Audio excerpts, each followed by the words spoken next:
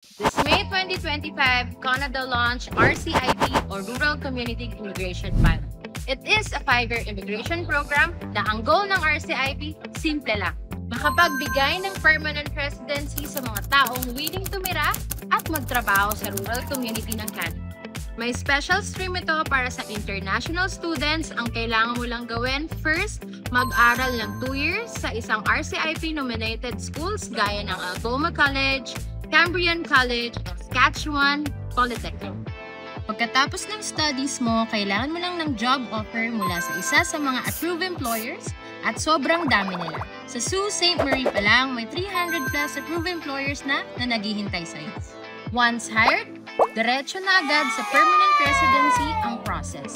Hindi mo na kailangan maghintay ng matagal o dumaan sa masyadong komplikadong steps.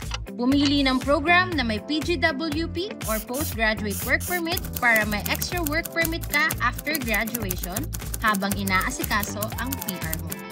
Sabi nila walang trabaho sa Canada? Fake news yan. May trabaho. You just have to look for the right community and choose the right school. Interested ka sa RCIP? Message mo na ako or visit our office at 8th floor 1 Global Place, BGC.